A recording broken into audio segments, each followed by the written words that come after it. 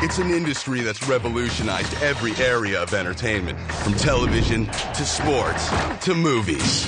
The video game business rakes in more than $20 billion a year, making bigger bucks than even Hollywood. This industry was created on products that were so exciting that people would stay up all night outside a store to get it the next morning. But how did two lines and a dot turn into the high-tech, hyper-realistic worlds of games like The Sims and Halo? It's not just about circuit boards and chips. It's about people, driven by vision and obsession. Video games to me is my whole life. That's all I've done since I was 12.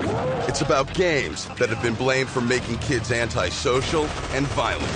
If you play too much Doom, you're going to end up going on a shooting spree.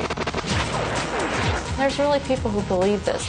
It's about feuds, wars, and even a little bit of good old-fashioned piracy. If they were going to copy our stuff, we were going to bury them, one way or another. But most of all, it's about how a whole generation grabbed the joystick and got juiced up on video gaming. The secrets behind the games, the passion that powered the industry, and the guys who made it happen. Good evening. I shall resign the presidency effective at noon tomorrow. It was quite an era in the early 70s. I mean, we were just coming out of a period of time with segregation in the 60s. People were expressing themselves more openly. You saw the afros, you saw the sideburns. Gold bottoms, stack heel shoes, plaid pants, plaid coat. And the 70s was wild, you know, like the flower child. This big revolution was going on, you know, the hippie era, the marijuana era, all that stuff was in play. The 70s are a carryover of the 60s. Jump to 1966. A little device called television had made it into almost every living room in America. It was a cultural phenomenon, but to Ralph Baer, Vice President of Engineering at electronics giant Sanders Associates, it was a business opportunity. The concept was this: 40 million TV sets out there in the U.S. alone. If I could hit 1% of that, that's 400,000, and attach some gadget to 400,000 sets, I got a business. Baer needed his play device to fit on a shelf. So that didn't give his little brown box much room for processing power. He wasn't doing much better than old Higgy, just two dots moving on a screen. No way this was going to set the world on fire. Then it hit him. A blockbuster breakthrough that would blow the roof off of home entertainment forever. 3 spots. The third spot became a ball that made it into a ping pong game or into a tennis game. Once we had that third ball going back and forth, we knew we had something. By 1971, Baer's bosses had patented the brown box and licensed it to television manufacturer Magnavox. Now called Odyssey, it began showing up at various trade fairs around the country. The Odyssey was the hit of the show, and I had a hard time not getting up from my seat and jumping up and down and saying, "That's my baby." The system is called Odyssey, and the hardware consists of a master control and 2 player control units connected by cable to any set 18 inches or larger, black and white or color. The players will simply switch to an unused channel, select their game, insert the program card in the control box, and place the overlay on the TV screen. Next player in the game, Nolan Bushnell, an employee of a Northern California electronics firm. He'd played Slug Russell's Space War at engineering school and couldn't get it out of his brain. They'd actually thought, hey, this would be great in the amusement park, but how do you put a $1 million computer into and pay for it at 25 cents a throw? Remember, the microprocessor hadn't been invented yet.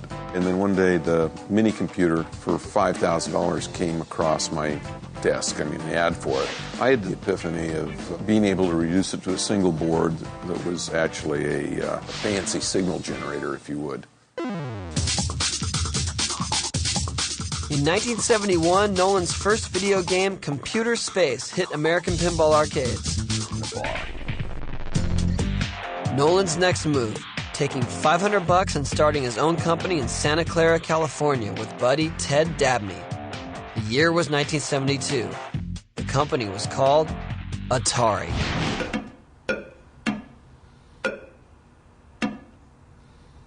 It started this way, with a white dot trapped in a black universe. The graphics sucked, but the control was awesome, and that made all the difference. Atari started rolling out their machines in November of 1972. And America went Pong crazy. There were several reasons that Pong was very successful. The first one was it was extremely easy to play, but very, very difficult to master. They had to pay a lot of money to get really good. The second one is that women found that they were better players than men. It turns out that women have better small motor coordination than men do. And it became socially acceptable for women to ask men to come over and play Pong. There's a brand new idea from the United States which can turn your television set into a game that two can play. Unplug the aerial, plug in the electronic game simulator, switch on the set again, and now who's for tennis? Right, Wimbledon, here we come. You ready, Jen? Play. Oh, yeah, there we go. Is that sharp or not? What? This is weird. Created by Atari in 1972, Pong is recognized as the first home video game. Soon, manufacturers worldwide, like Binatone, made their own versions, and over 500 different systems flooded the market. Though the controls were kept to a bare minimum, just a single rotary knob, this is the beginning of the television as an entertainment emporium. Attention, shoppers. The new Atari cartridge game is in. Excuse me. Uh-oh. George again. Ooh, Atari's ASC battle. It comes with 27 games, but that's just for starters. You can get 9 cartridges, 187 games. Blackjack. Oh! I'd like an Atari. Sorry, only our demonstrators left. Mine! No, George. Mine. The new video computer system by Atari. More games, more fun. The VCS, the video computer system, was the 2600 and became universally known as the Atari.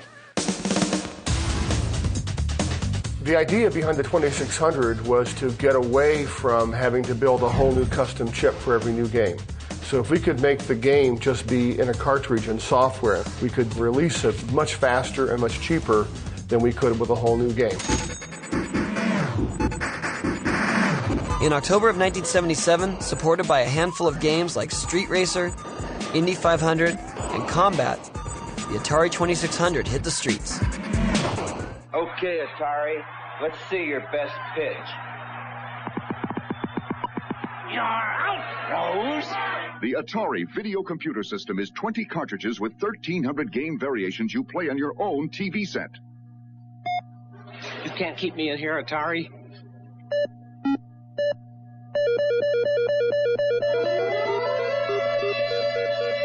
Don't version tonight.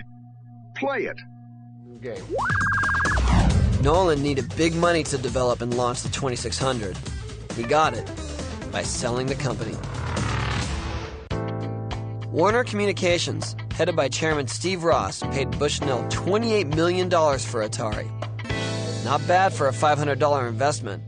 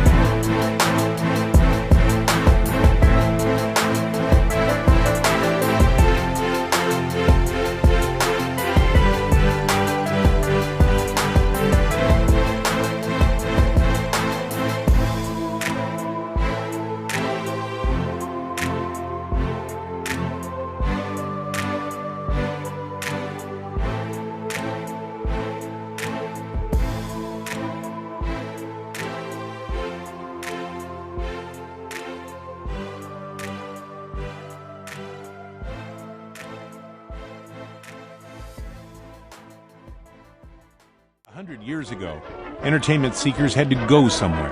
To the ballpark, the Nickelodeon, the theater. You had to go somewhere to play the first video games, too. Places like taverns and bowling alleys.